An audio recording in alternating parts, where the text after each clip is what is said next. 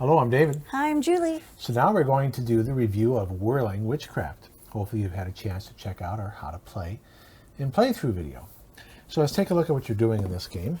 And hopefully I can explain this adequately because this is actually about functions, which is a mathematical or programming where you put in inputs and things are outputted.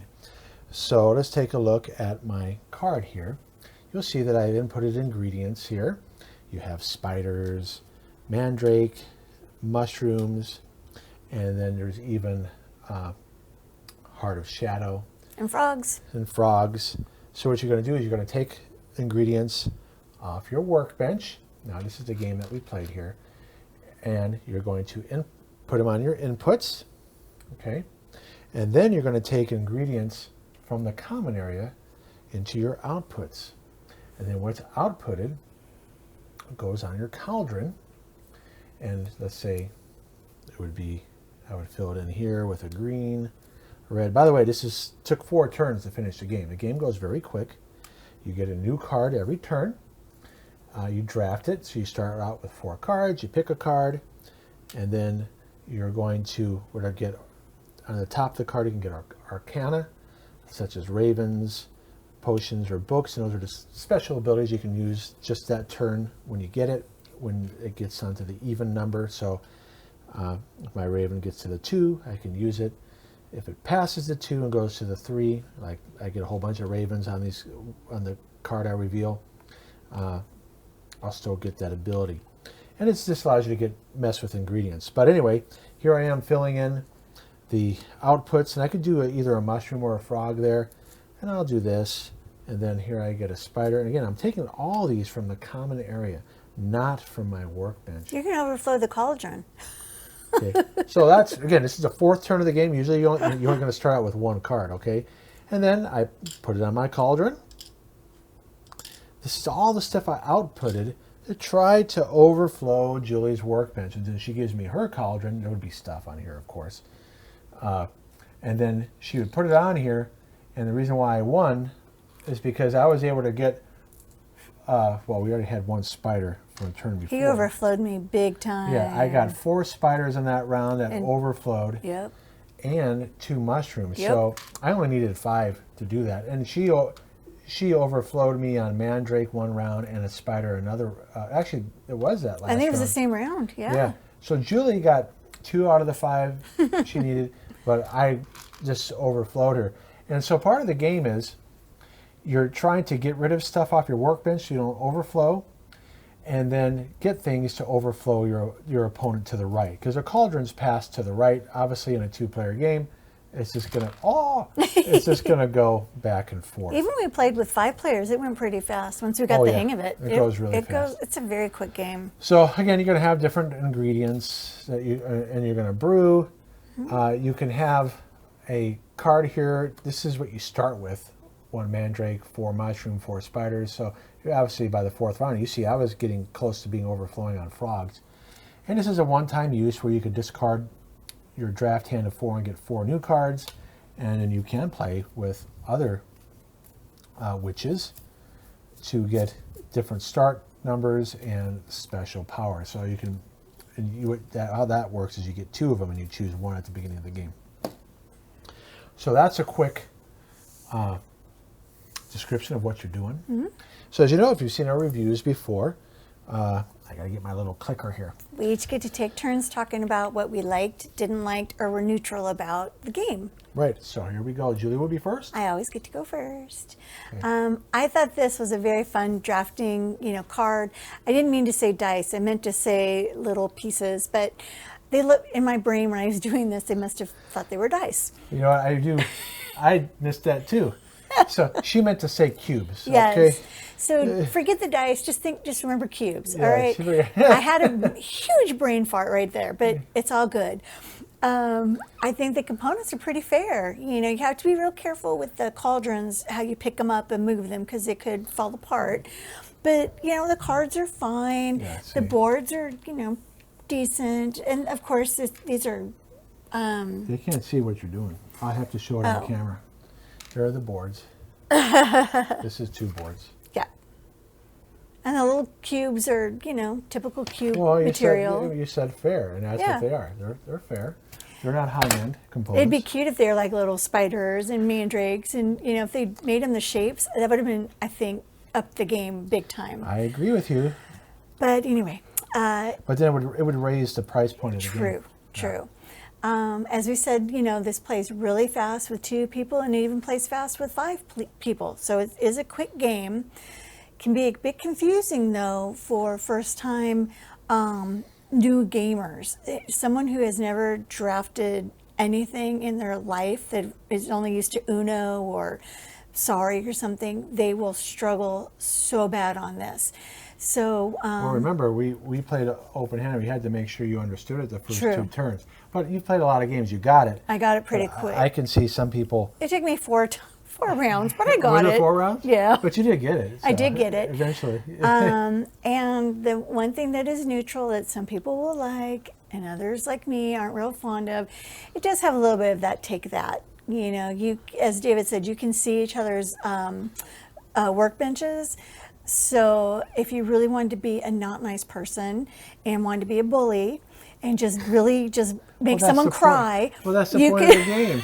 The point of the game is that you win when you make overflow somebody. So it is a. I know, It is a take but- that game, but it goes so quick that you'd want to play again even after. This is as true. well. This Right. is true. But those are my thoughts on this Okay. game.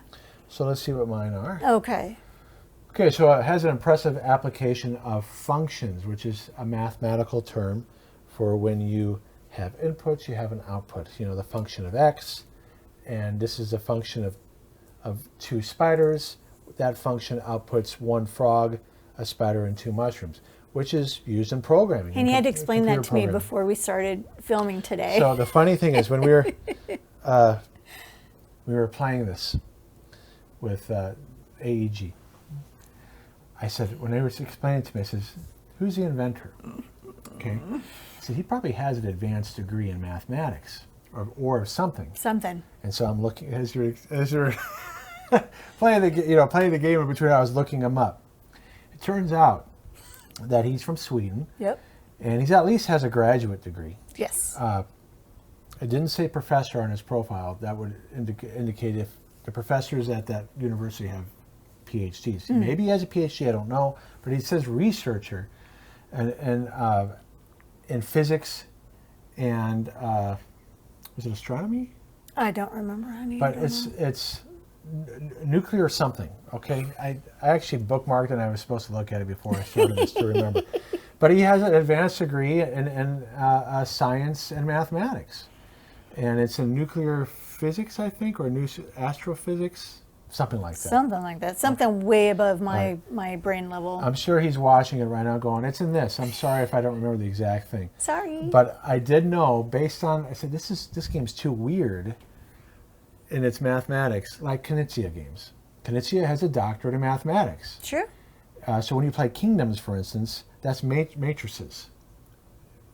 When you play Kingdoms and you have the columns and the rows and you got to calculate if it's negative or positive with the dragon yeah, and the I orcs. don't like that. When I saw that, I was like, well, this is matrices. And you like it. I know I like the You game. see- I don't like doing the scoring. I'm sorry, I That's true. misspoke. I really like the game, but the scoring, he has to do it for me. I don't like it. So, yeah, when I said, and I was proven right. You were proven right? That this guy he knows, He knows his stuff. he took math and made it a really cool theme on top of it. So I give him kudos for that. Yep. But it also ties into something else I'm going to mention in a little bit too. All right, so it plays fast. It can be over in 10 minutes with 2 players. It can go that fast. Now it needs reference cards. Now you might be thinking, well, it has reference cards. Yes, it does. But they're not necessarily the most effective reference cards. For instance, it doesn't talk about initiative here on when you're brewing. And then, here's the most important thing. I know. It doesn't have The Arcana effects. Yeah, Now, supposedly in the Kickstarter, it did. it gave you reference cards as a bonus. It says, why would you do that? You want to make it easy for people to play. That should be a given. Exactly. So you could even put the Arcana effects here on the board. Oh, that would have been great. There's plenty of room to do that. Oh, heck yeah. Okay, so look, it's a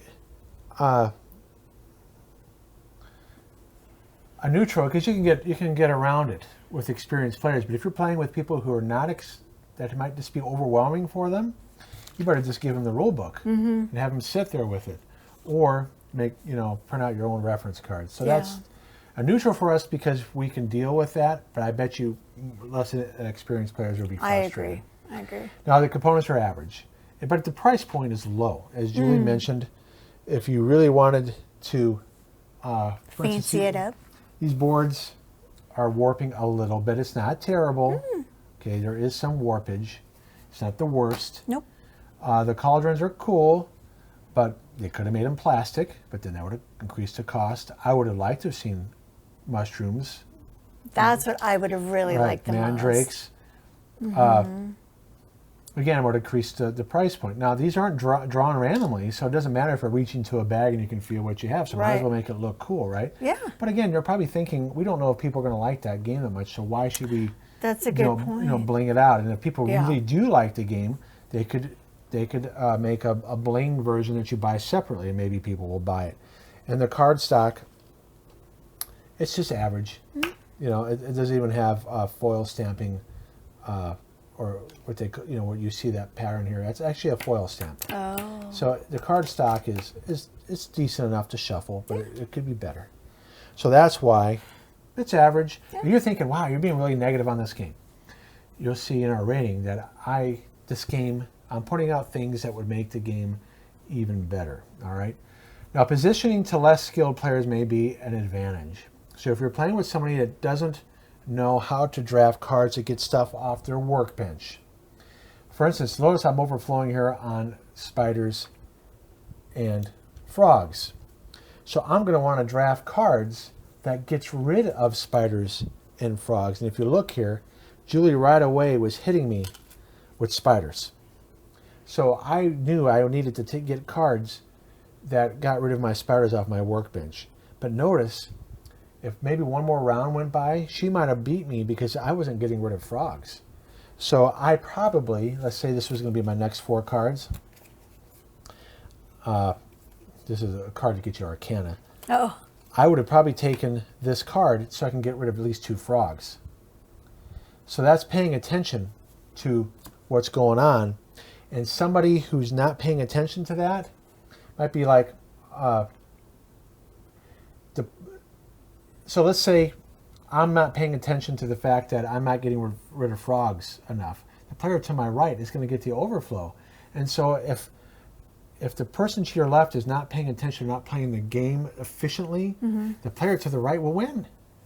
So that right there could be a problem if you're with experienced players playing with inexperienced players, kind of like with chess or other games where here's people that at the detention center, they play chess all the time. They'll beat me. I don't play chess enough. Yeah. Okay, I'm a noob when it comes to playing chess, but you're even more of a noob because I'll beat you in chess. Oh yeah. So there's different levels, right? So just like with this game, that can be a problem. So I don't know what you can do maybe to make it more fair for people who are inexperienced. That'd be interesting discussion to have.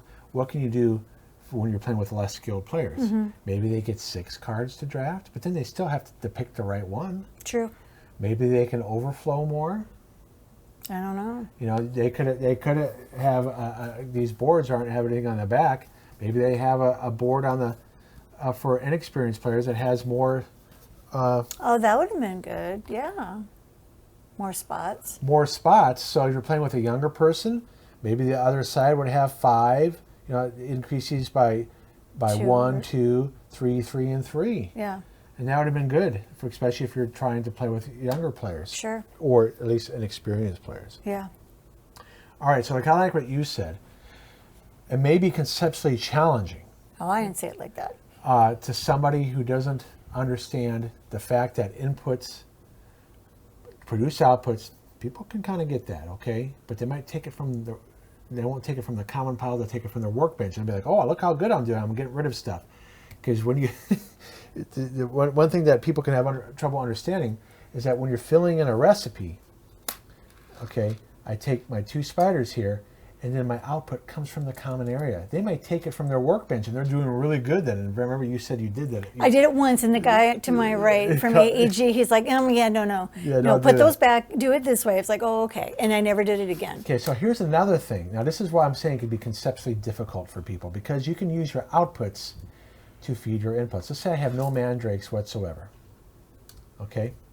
No, this would be a better example. This would be a better example. This is what the most difficult part of this game for people who need maybe a lot of practice. So notice I don't have a mandrake here. I can start filling in my outputs. Okay. I can take my output and put it into my input here. And then I've used this. Now I can get this output, and I can choose which one I want here. So that aspect, that an output can also be an input, I can see can really confuse people. Oops. I mean, big time. Mm-hmm. Now they said, AEG says, well, we haven't really encountered that. And I said, okay, that's fine. But being a teacher, having worked with gifted and talented, and I've been doing this 25 years, and I've been teaching people games for 20 years, where I've won workshops for teachers and given seminars at open houses to retailers how to sell to families and kids. If I were to pick up this game, I would be concerned that if I were to recommend this game to a family that could maybe struggle with those concepts, they would have a bad experience, and they may not come back to my store again. Yeah. Or buy from me again, for that matter. True. So I know I might be overemphasizing this, but it does lead into my to my rating here in a good way, and you'll see why in just a moment. So just be careful of if you're a gamer and you love the logical stuff and you can handle heavy Euro games, or even if you've been playing a lot, you'll have no problem with this. All right. Piece of cake. Piece of cake. But if somebody who's not a gamer, and they might not be the strongest in their logical mathematical intelligence, looking at Gardner's multiple intelligences, for those of you who knows what that is, it could be challenging. All right, so let's take a look at our rating, because despite all that, you might be thinking, oh, David's not going to like this game. So Well, you guys know I did, so. we both rated it a 7. And it may go up over time when we play with more people. Mm-hmm. And now look what I put as an asterisk there. Rating increases to an 8 with gifted and talented children. So when I was an administrator, I used to have funds to buy games that my itinerant, I had 20 staff members that I supervised that would go out to over 60 schools. I would have bought enough copies, maybe even enough copies for this, for every one of my teachers to use with their kids.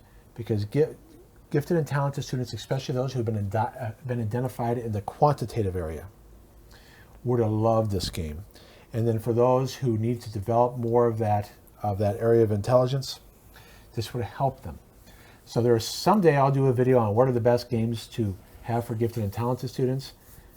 This might make the list, because I can see, again, I can see, especially those that are into math with the inputs, they're really digging this. Oh, I'm sure.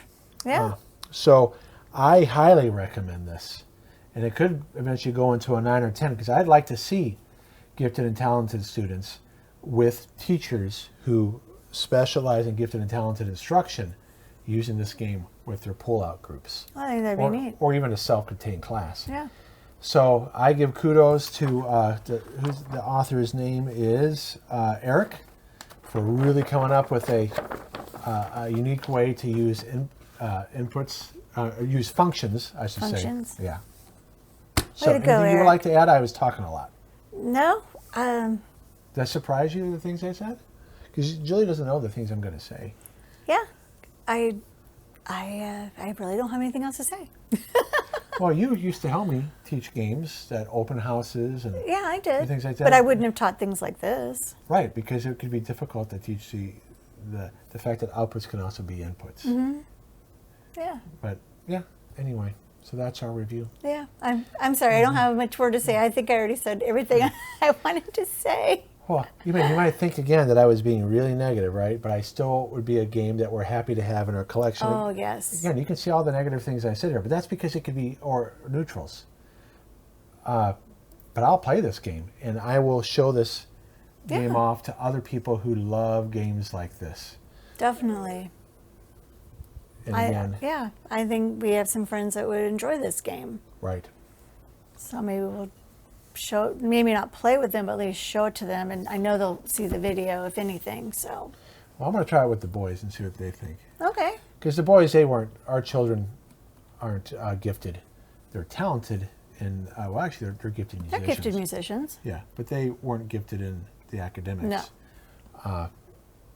Well, maybe Saturday we have our oldest Right. son and his girlfriend coming over, so maybe the 5 of us will. Right, will but what I was try about it to out. add is that by playing games with them since they were 5 and 7, they had really good number sense. They were able to do well in math. They just weren't excited to take calculus or trig and go beyond that, That's okay. Their mother wasn't into that either. College algebra was as far as I wanted to go, and all I had to go. Thank goodness. And I Oh! no, it's What okay. are you doing? Oh. That's the mouth. Something happened on our monitor that kind of freaked out Julie. All right. But anyway, so that's Whirling Witchcraft. Thanks for watching. Thank you so much, you guys. Hope you had fun and enjoyed yourselves, Yeah, and check we'll out see you next time. how to play and play through, and don't forget to subscribe and like. like. All right, bye Bye, guys.